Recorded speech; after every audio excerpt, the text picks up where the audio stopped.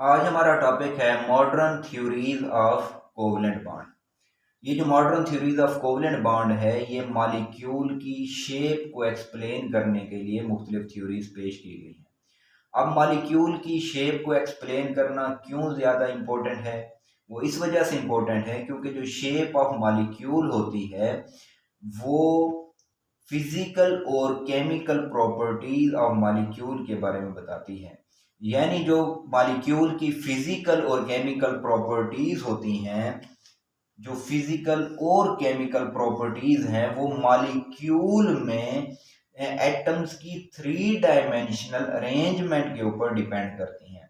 यानी जिस तरह उन एटम्स की थ्री डायमेंशनल अरेंजमेंट होगी उसी लिहाज से उनकी फिजिकल और केमिकल प्रॉपर्टीज होंगी। तो इस वजह से शेप्स ऑफ मॉलिक्यूल जानना जरूरी है।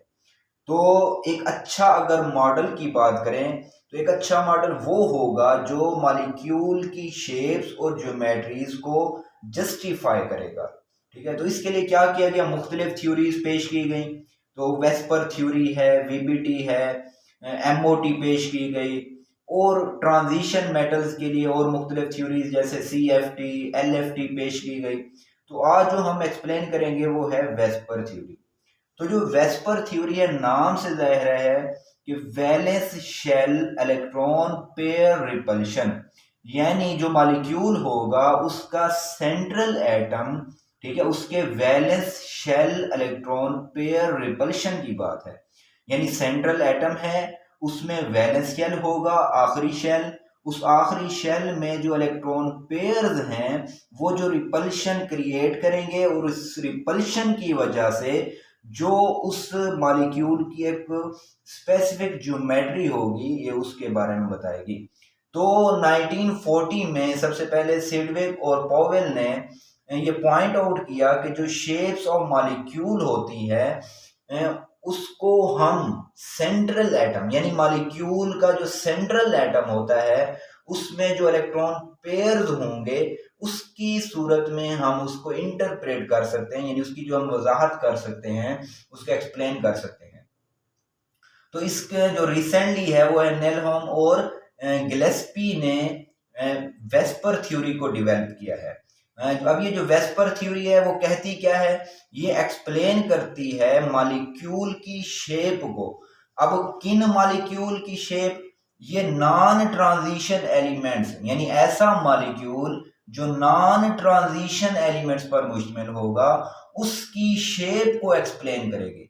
यानी वेस्पर जो थ्योरी है, ठीक है, वेस्पर थ्योरी क्या करती है, नॉन ट्रांजिशन एलिमेंट्स, ठीक है, ये बात याद रखना है क्योंकि जो ट्रांजिशन एलिमेंट्स हैं उनको एक्सप्लेन करने के लिए और मुख्तलिफ थ्योरीज पेश की गई, सीएफटी, एलएफटी पेश की गई। तो ये नॉन ट्रांजिशन एलिमेंट्स की जो शेप्स होती हैं उसको एक्सप्लेन करने के लिए वेस्पर थ्योरी पेश की गई।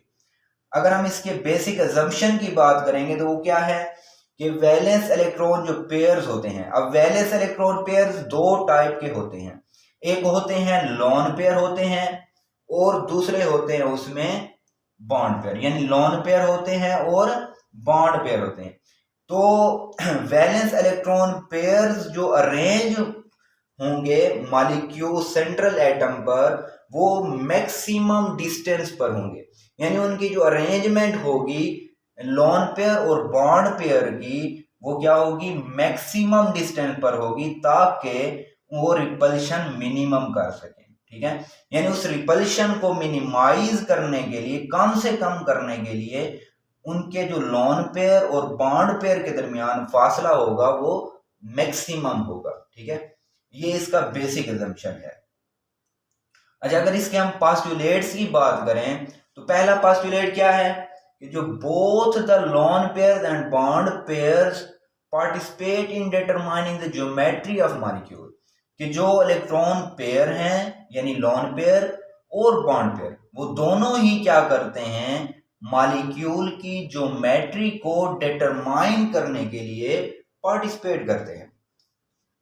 यानी अगर हमने मॉलिक्यूल की ज्योमेट्री को मालूम करना है तो क्या करना पड़ेगा, हमें लॉन पेयर और बॉन्ड पेयर दोनों को कंसीडर करना पड़ेगा। ठीक है, तो उन दोनों को जब हम कंसीडर करेंगे तब हम मॉलिक्यूल की ज्योमेट्री को डिटरमाइन कर पाएंगे। अच्छा, तो दूसरा पोस्टुलेट क्या है कि जो इलेक्ट्रॉन पेयर्स हैं वो क्या होते हैं, सेंट्रल एटम, यानी जो मॉलिक्यूल का सेंट्रल एटम होगा उसके इर्द गिर्द क्या होंगे, मैक्सिमम डिस्टेंस पर अरेंज होंगे। ठीक है, अब इलेक्ट्रॉन पेयर क्या है, दो टाइप के, लॉन पेयर भी हो सकते हैं और बॉन्ड पेयर भी हो सकते हैं। तो लॉन पेयर और जो बॉन्ड पेयर हैं वो मैक्सिमम डिस्टेंस पर अरेंज हैं। क्यों अरेंज है मैक्सिमम डिस्टेंस पर, ताकि उनकी जो रिपल्शन हो वो मिनिमाइज, यानी मिनिमम उनकी रिपल्शन हो। मिसाल के तौर पर ये हमारा मॉलिक्यूल है, तो इसमें ये एक सेंट्रल एटम है, तो सेंट्रल एटम और इसका ये जो बॉन्ड पेयर है इनके दरमियान क्या होगा, फासला मैक्सिमम होगा, ताकि इनके दरमियान जो रिपल्शन है वो क्या हो, मिनिमम हो। यानी इस लॉन पेयर और बॉन्ड पेयर के दरमियान डिस्टेंस क्या होगा, मैक्सिमम होगा, ताकि उनके दरमियान रिपल्शन मिनिमम हो सके। ठीक है, तो थर्ड पोस्टुलेट क्या है कि इलेक्ट्रॉन लॉन पेयर जो है वो क्या करते हैं, मैक्सिमम स्पेस ऑक्युपाई करते हैं। मैक्सिमम स्पेस ऑक्युपाई करने का मतलब ये है कि उनकी जो रिपल्शन होगी वो मैक्सिमम होगी। तो उसमें अगर हम रिपल्शन का ऑर्डर देखें तो लॉन पेयर और लॉन पेयर सबसे ज्यादा रिपल्शन क्रिएट करते हैं, फिर लॉन पेयर और बॉन्ड पेयर, और फिर बॉन्ड पेयर और बॉन्ड पेयर। अच्छा, इस तरह अगर हम देखें तो लॉन पेयर, अगर दो लॉन पेयर हैं, जैसे इसमें दो लॉन पेयर हमारे पास, तो इनके दरमियान क्या होगी, सबसे ज्यादा रिपल्शन होगी। यानी इस लॉन पेयर और लॉन पेयर के दरमियान अगर रिपल्शन देखेंगे तो सबसे ज्यादा रिपल्शन होगी।